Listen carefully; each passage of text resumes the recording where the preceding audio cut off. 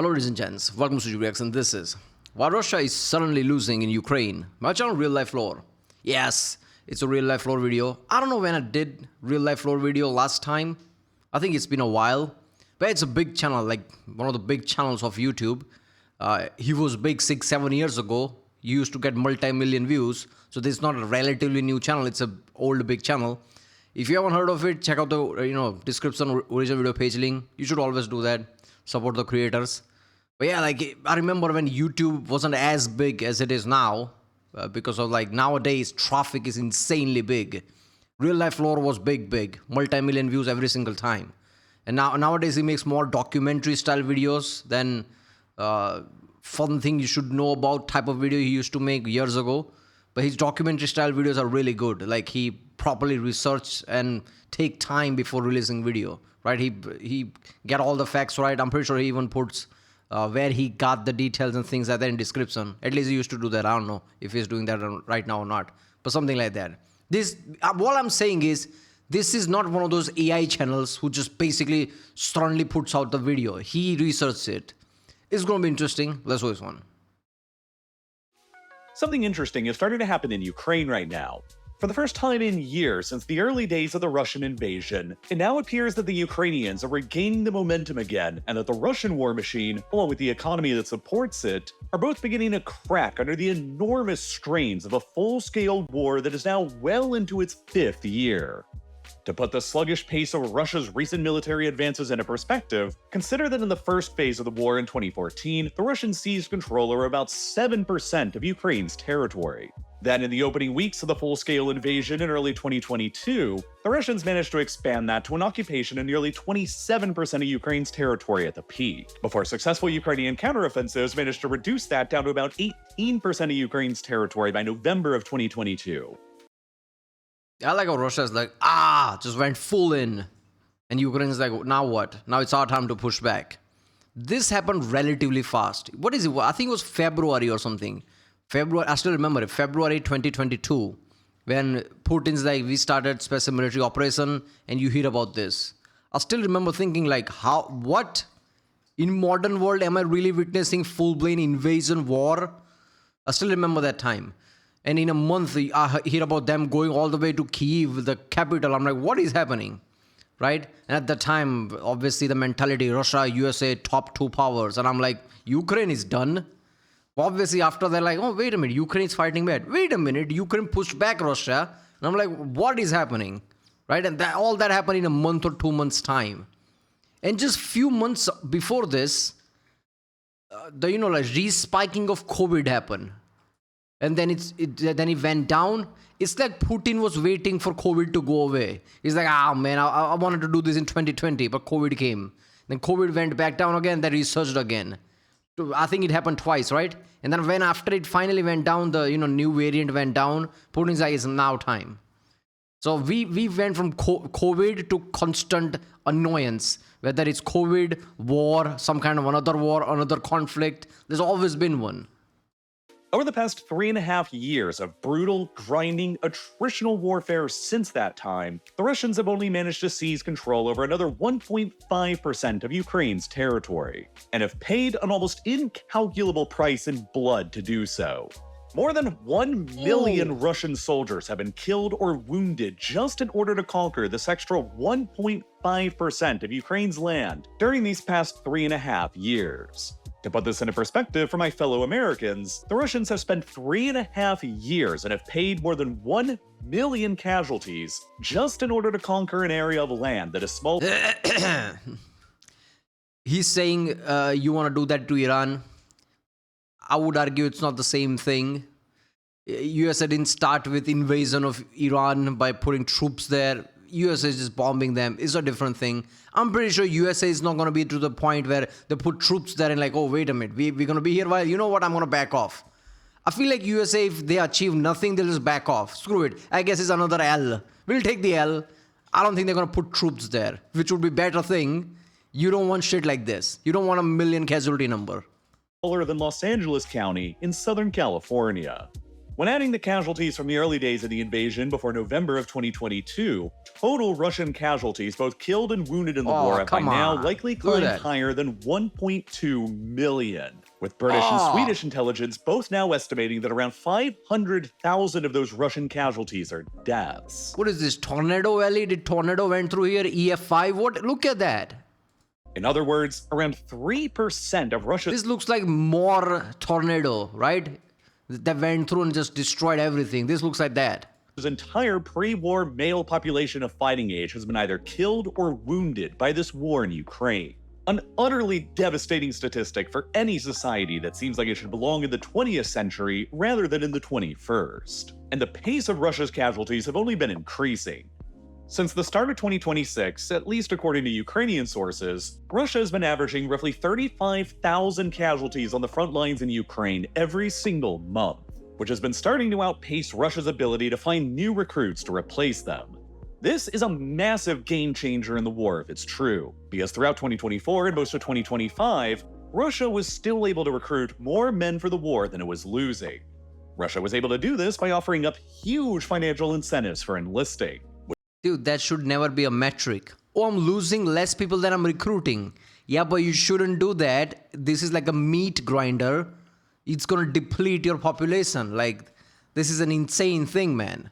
Which has been particularly attractive in Russia's less developed, poorer rural regions. Soldiers enlisting could earn up to 7 or 8 times the median annual Russian wage during just 1 year of service on the front, on top of generous debt forgiveness, free college tuition, and even free land handouts. Throughout 2025, when Russia was averaging closer to 23,000 casualties a month, these incentives were strong enough to always find more than enough replacements. But now in 2026, with a much higher casualty ratio of 35,000 a month, they haven't been enough. And for the first time in this war, Russia is failing to replace all of their losses in manpower.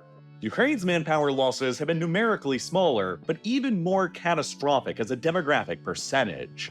The Center for Strategic and International Studies believes the Ukrainian casualties, both killed and wounded throughout the war, now number somewhere around 600,000. This is only about half of the total casualties suffered by the Russians. That isn't really surprising. This is how warfare goes. Usually, invading party loses more than twice people. That's how the warfare goes. This is not a new thing. So this kind of makes sense, them losing twice as many the people, because they are the one who's doing the invading. But it also represents nearly 7% of Ukraine's entire pre-war fighting age male population that have been killed or wounded, compared to Russia's 3%. Ooh. This, in a nutshell, has been the brutal logic of Russia's attritional warfare strategy that they adopted against Ukraine in November of 2022. Russia's larger manpower and resources meant that Russia could pay much higher casualties in a numerical sense, while Ukraine was slowly ground down by much higher demographic damage. Russia's bet was that eventually, the higher demographic damage that was being inflicted upon Ukraine through this style of attritional warfare would cause them to break first and result in a rapid collapse of their front lines all at once. Which is why Russia has felt comfortable with their ability to afford paying numerically higher casualty rates until then. But the problem for the Kremlin is that the longer this war continues going on and the longer that Ukraine stubbornly holds out, the more damage it's still causing to Russia too, for an increasingly impatient population that has been repeatedly promised a quick and decisive victory. In January of 2026, what was initially envisioned as being simply a 3-day special military operation passed an ominous milestone, the 1,418-day mark, exceeding the length of the Soviet Union's entire war against Nazi Germany. And if Russia is to achieve even its most minimum of objectives during this war, it is likely to last for many years longer still. If Russia is able to maintain the same pace of advance it achieved in 2024 and 2025, they will still not be capable of completing the conquest of the rest of the eastern Donbass region for another 2 or 3 years, pushing the war well into 2028 or even 2029. Full control over the entire Donbass region is the top priority war objective of the Kremlins that they have never been willing to compromise on, and Putin has ordered the Russian military to finish it by the end of this year in 2026. In order to do so, the Russian military will have to be. I'm gonna say this, and obviously the whole element behind this is to gain ground away from Moscow. pre-Soviet days. They want more ground between, like Moscow and this line. Beyond this line, things becomes much more flatter. Very easy to like encircle Moscow if some invading party wants to do. This is what Putin is thinking. So Putin needs this line to have a defensive area. Now, one would think, like in modern world, does that even make sense? Probably not. So I don't know where his thinking is coming from. But then again, we did see USA basically walk their ass in, grab Maduro, and come out. Yes, it's not the same thing with the Putin, but you can see where Putin's mentality is coming from. He's having these paranoid thoughts about scenarios like that. Like, what if USA literally walks their ass inside Ukraine and Ukraine's border to Moscow like that because it's very close and grab me and walk away? What is Russia going to do? So I think that's what I think. Like, they need buffer zone. So that's what they've been doing. At least that's what it tells me. Now, obviously, that's paranoid type of thing. If USA wanted to do that, wouldn't they be able to do that still, even with this buffer? And Russia is not Venezuela, so there are many elements there. Like, this doesn't really make sense. But this is one of the key elements what Russia was thinking. On top of that, gaining certain oil and gas areas that Ukraine has, and there were many check boxes that they thought this is going to be good, and miscalculated that it's going to last like a week or something. It didn't. Begin advancing much more rapidly than they were able to do in 2024 and 2025, but in a significantly more heavily defended and reinforced urban Ukrainian defenses. And worse for the Kremlin, since April of this year, the Russians have actually started losing ground in the war for the first time in years.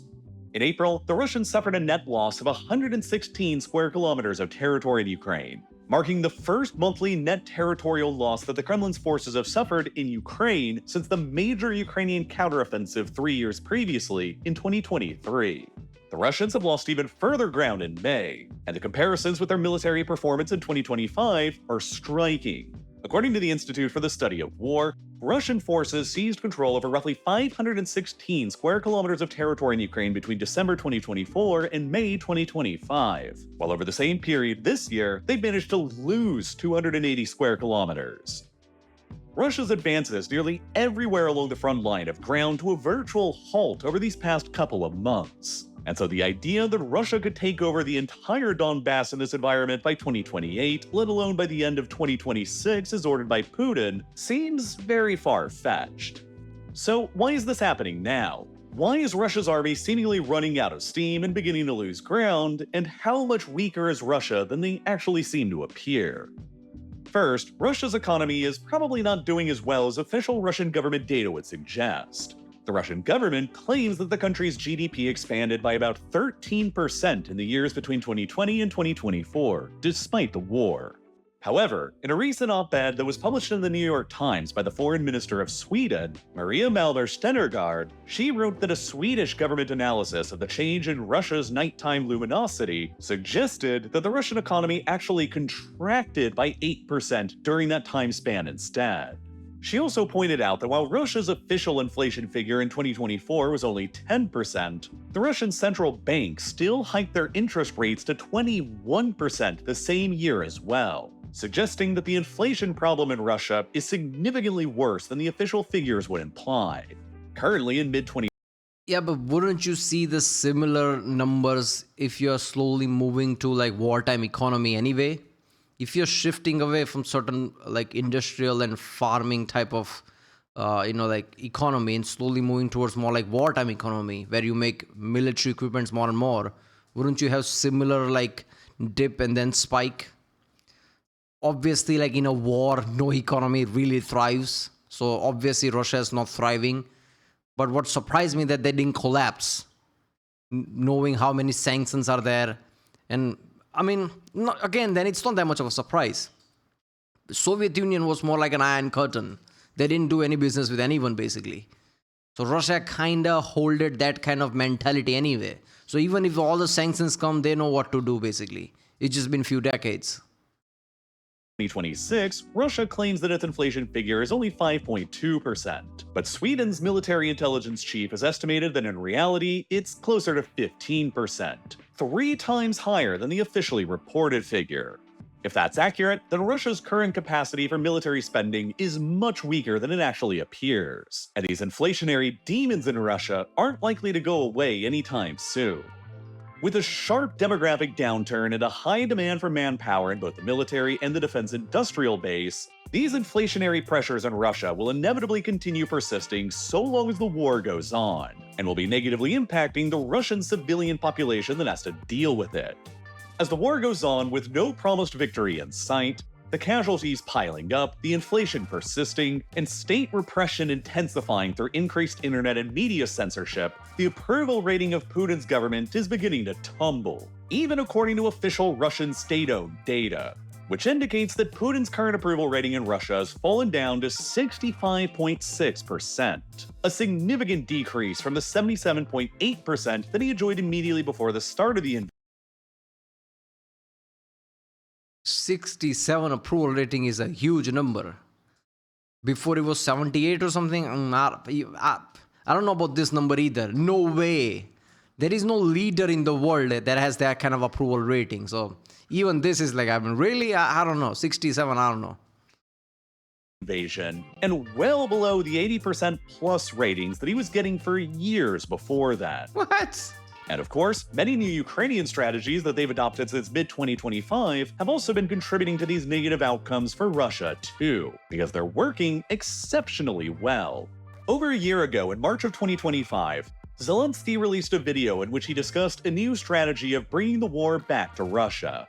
In it, he said, quote, "The war was brought from Russia, and it is to Russia that the war must be pushed back.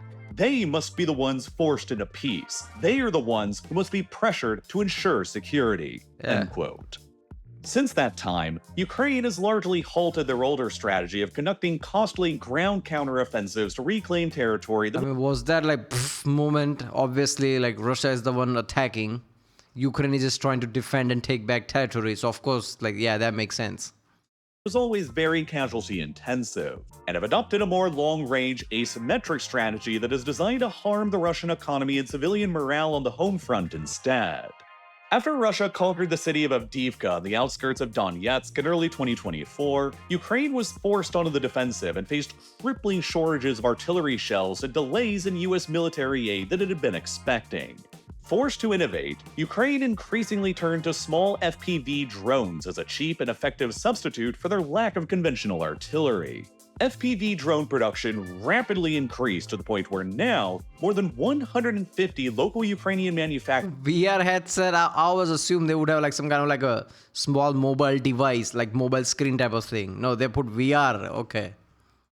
are building millions of new FPV drones a year, and hundreds of thousands of them are now being fielded along the front line at any given time. Russia has responded with similar levels of FPV drone production, and now the entire front line is completely saturated with these modern weapons of war. Excelblad. For 745 miles along the entire length of the front line, stretching between 15 and 30 miles deep now, I like from moon landings to Ukraine war. Hasselblad. the density of these short-range FPV drones have established a kill zone that is nearly impossible for either side to penetrate. Just about every square inch of this kill zone is under constant drone surveillance, full of buzzing kill drones armed with explosives. This environment has made the massed armored breakthroughs that define 20th century warfare virtually impossible today, and has been dramatically contributing to the rise in battlefield casualties and deaths for both sides, though it is currently affecting the Russians more since they're the ones who are still largely attempting to advance through it. The constant presence of explosive drones within the kill zone makes medical evacuations for wounded soldiers with helicopters or ambulances almost impossible, which means that wounded soldiers are being forced to go untreated for hours or even days. As a result, the ratio of wounded to killed soldiers has gone from 10 to 1 near the start of the war down to 3 or 4 to 1 instead today. Today, drones are Sepsis, gangrene is basically a killer. Humans are very weak in that way. Any kind of like a damage or cut, we're basically screwed. If you did not have like tetanus shot in past 10 years or so, and even if you get a cut in like a dirty place, which is like any farmstead would be, there is a higher chance of you getting tetanus. Not to mention many other things. You would basically get sepsis, which is like infection overload. Your body cannot fight back, or gangrene. Your flesh decays and now spreads through your body, failing your kidneys. We are very easy to like damage like that. So if we don't get like immediate medical help, yeah, that's basically game over. Are believed to account for around 70% of all Russian and Ukrainian casualties on the battlefield, and both sides are finding it difficult to break through the other's drone wall. And combined with these swarms of short-range FPV drones along the front line that typically have ranges of less than 100 kilometers, the Ukrainians are combining increased usage of more advanced intermediate-range drones to strike Russian logistics, and long-range drones to strike against the Russian economy. The intermediate-range drones have ranges of up to 300 kilometers, and Ukraine's production of these types of drones is 5 times greater in 2026 than it was in 2025, according to Zelensky. And the Ukrainians have been making good use of them in 2026 by striking against Russian logistics and support infrastructure far behind the front lines, like roads, ammunition depots, staging areas, anti-air systems, radars, and drone warehouses, among other targets. This year, the M14 highway, which extends from the Russian city of Rostov-on-Don through occupied Mariupol and on into Crimea, has come under particularly heavy attack by these Ukrainian intermediate-range drones. Open-source analysts on X have mapped out more than 125 intermediate-range drone strikes along this highway over just the past couple of months alone, which have destroyed dozens and dozens of Russian trucks transporting ammunition, fuel, spare parts, and reinforcements to the front line. So you can't use ships in this here, right? You can't use ships. I mean, maybe you don't have cargo ships there. I don't know. Or maybe cargo ship is more of a sitting duck than trucks are. I don't know.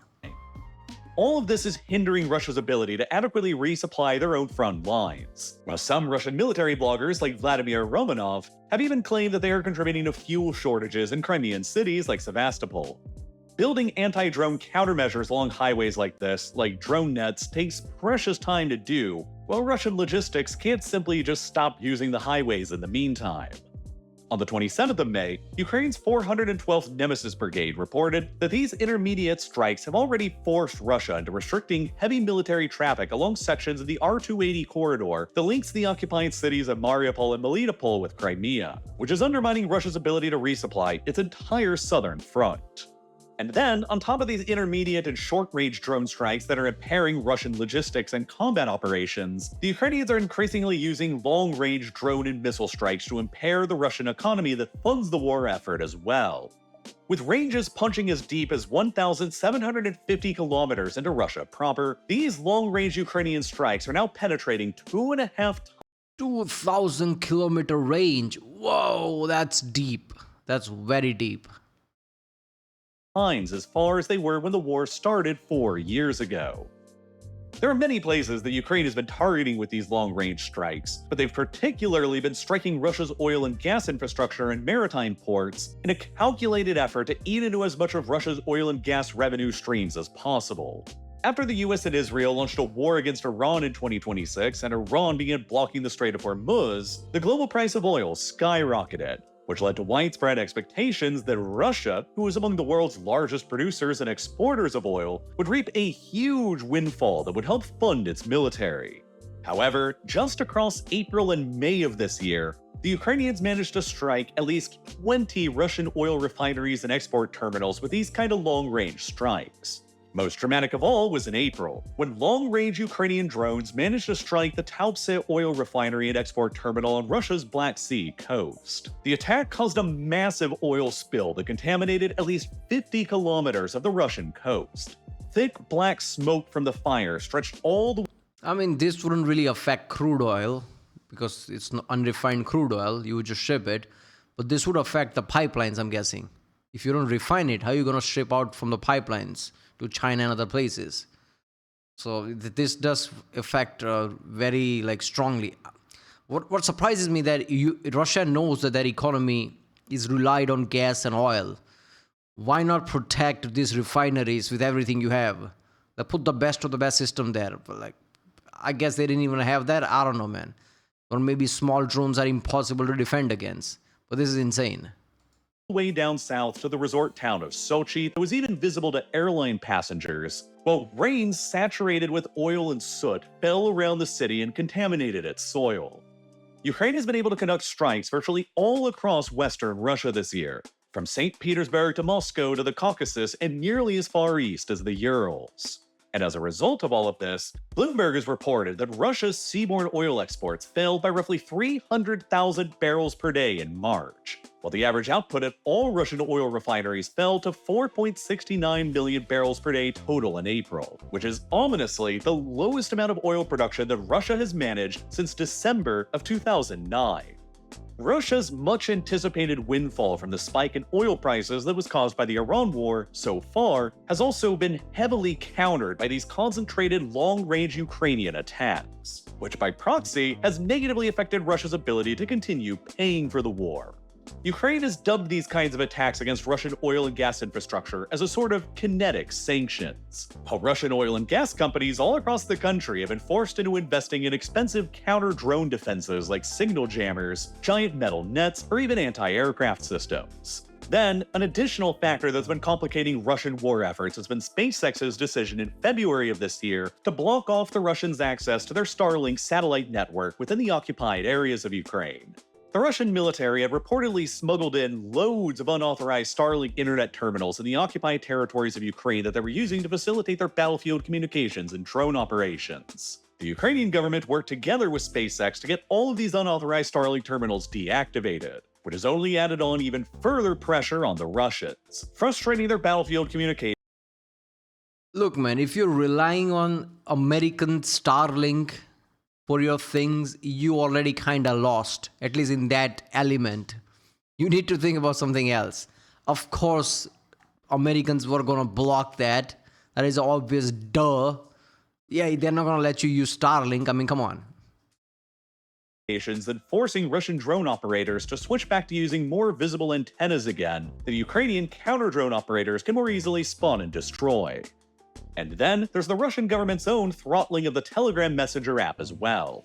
For those of you who might not know, Telegram is the most popular messenger app of choice across most of the former Soviet bloc countries like Russia, Ukraine, and Belarus. However, Russia began partially throttling and blocking Telegram in May of 2025, and since April of 2026, they've been largely blocking it completely. The Russian government— But there is also, like, there's Telegram, there's also VK, right? VK something, which used to be independent, but I think it's under like government now or something. I don't exactly know, but there is also VK. So it's like a Facebook style thing. So there's Telegram and there's VK. I know at least two of them.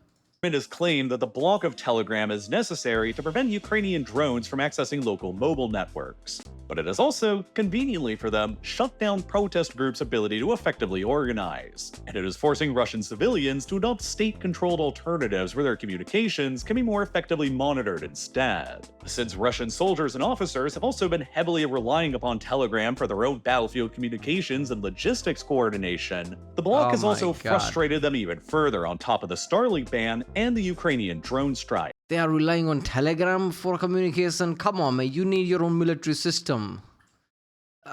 For years, you've been trying to compete with America. Why didn't you invest in something like this? America doesn't rely on WhatsApp or, I don't know, Instagram or Twitter. American military relies on their own systems.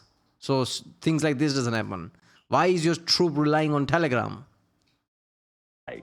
And then in April, Hungary's longtime authoritarian Prime Minister Viktor Orban lost his re-election bid in a landslide defeat to his rival, Peter Magyar. This was critical for Ukraine because for months, Orban's government was vetoing and blocking a €90 billion loan package to Ukraine that the rest of the EU was attempting to pass. With Orban's decisive defeat in the election, his incoming replacement, Peter Magyar, has promised that he will immediately remove Hungary's veto on the loan package, which means that Ukraine will be receiving a €90 billion loan injection from the EU to continue staying in the fight for longer. The loan is also interest-free for Ukraine, while Brussels believes that the entire principal amount will eventually be fully repaid back to them through reparation. Addressing Ukraine's financing needs for 2026 to 2027. understand what financially that means, but that just tells me like, yeah, this war's gonna last all the way to 2027 and maybe even more. They should just say like, okay, addressing Ukraine's financial needs for now rather than put timeline there. I don't know. Is it just me? This feels weird. Yeah, war's not gonna be over this year. Come on, that's what this says. Payments from Russia. Meanwhile, Ukraine is also solidifying their defense relationships with the Western world as well, which is, in a sense, ensuring continued Western support for their cause, even in the absence of formal defense agreements. Germany and Ukraine have signed a deal to jointly produce thousands of AI-enabled intermediate-range drones out of a factory in Bavaria. The UK is jointly producing combat drones with Ukraine in Suffolk, and Denmark is jointly producing rocket fuel with Ukraine in Jutland. Most notably of all, after Iranian drones embarrassed American anti-air defenses in the Persian Gulf when they destroyed more than $1.3 billion in US military hardware for just the price of a few Toyota Corollas, the US decided to bring in 201 Ukrainian anti-drone specialists to Saudi Arabia to help with shooting them down. The more that Ukraine innovates in the war against Russia, the more experience and technology they'll have to share with the rest of the world for the wars of tomorrow. And that alone is making it far less likely that Ukraine's allies will ever abandon them. Altogether, Ukraine's strategies are starting to work in 2026. The tide of battle is tangibly beginning to shift, and Russia is running out of good options for accomplishing even their most minimum of objectives in the war, like finalizing the occupation of the Donbass region by the end of this year. Because of all of these setbacks the Ukrainians have managed to inflict on the Russians this year, Putin is likely going to be left with only two highly unpalatable choices. He could settle for an attempt at a ceasefire roughly along the current front lines and abandon the stated objective of securing the entire Donbass. But Ukraine might not be willing to entertain that if they're the ones continuing to gain more momentum, while hardline Russians who expect a victory in the war would likely be outraged at the sense of No war has a clear cut, you get this, I get this, we all win. Unless you're enemy of Poland, which historically they always benefit. You take this part of Poland, I take that part of Poland. There's never been a country that's been more screwed throughout the history than Poland is, apparently, from Catherine the Great and after that. But yeah, when it comes to Ukraine, if Russia says, okay, you know what, fine, let's stop the war, we are fine here. Why would Ukraine agree to like give away these areas which they held before the war? What did Ukraine gain after so much destruction and defending? And they just say like, okay, war's over. But what if they restart a year and two after when they regroup? Ukraine needs to get something that shows Russia that, yeah, your strike didn't work. So that means Ukraine will ask their territory back. Russia is not going to give them territory back because otherwise what was the million casualty was for? So again, this is similar situation like it's happening in Iran and USA. What deal is going to happen that's going to even make sense, right? People say like, just come to the table, talk. Things have happened enough for so long time and so much destruction has happened. No side can accept defeat at any level. They need to save face. And if one side save face, other can't. That is a weird scenario right now. Maybe they can like split half and half. Like, yeah, half of the territory I'll give you back. I'll keep the half. But even then, Ukraine will be like, yeah, we just lost. We gained nothing. And you just, after all this, you still gain something. So this is just incentive for you to attack me again. So Ukraine cannot settle for giving any territory. Russia cannot just give back territory. Otherwise, what was it all for? Like I said, it's just weird, man. betrayal and half measures. On the other hand, Putin can also still choose to escalate the war further by ordering up another general mobilization round that could forcibly deploy another 200,000 more Russian soldiers to the front lines. But doing that would be extremely politically risky for the Kremlin, especially as Putin's own polling numbers have been significantly declining this year. The last, and so far only time, that Putin has ordered a general mobilization during this war was back in September of 2022 for 300,000 men in the early days of the invasion, and it led to more than 1 million Russian men of fighting age fleeing the country to avoid service and was hugely unpopular. With the Russian economy showing huge signs of stress that the government is not publicly acknowledging, with the war already in its 5th year that has already been Russia's bloodiest conflict since the Second World War, with internet censorship and Ukrainian drone strikes across the country both increasing, with the army stalled out on the front lines, with a prior history of military mutinies like the Great Wagner Group rebellion over the summer of 2023, and with Putin's own popularity in Russia already at a historic low point, would Putin actually risk it all on another mobilization order to try and finish the occupation of the Donbass? Or would he attempt to settle for some kind of a ceasefire? Time will tell, but for now, 2026 is increasingly looking like it'll be Ukraine's year. Ultimately, though, figuring out and solving the geopolitical crisis in Ukraine will likely be as difficult going forward as it's already been for more than a decade since Russian troops first marched across the border and seized Crimea in 2014. But something that is very much figured out, on the other hand, is what you should watch next, or at least put on your list. And that's Yeah, Paul, go to original video pages from there, support this channel, nebula.tv/real life lore. Yeah. I mean, they could do ceasefire right now and then prolong it, then prolong it, then prolong it, and it becomes indefinite. Nobody accepted defeat, but ceasefire just like, I'm pretty sure that's how it happened in Korea, right? That is the one thing. Yeah, North Korea, South Korea. Like ceasefire, they never really officially, like closed the war, but it closed. They could do similar things, so they don't have to save face in, like, Putin doesn't have to save face in home because, yeah, war's not over. Ukraine is not going to say, like, yeah, we lost because war is technically not over and the area is still controlled by Russia. So they can stop in that way. I don't know. I don't think Ukraine's going to, like, accept that. After everything happened, they're like, no, there is no ceasefire like that. If you want to do ceasefire, go back to your territory. Give us back our territory, then ceasefire happens. Which obviously Russia is not going to accept. I don't know, man. I don't know. Like, this is intensifying. Rebel, there you go. Why Russia is suddenly losing in Ukraine by channel Real Life Lore. If you like my channel, subscribe and I'll see you next time.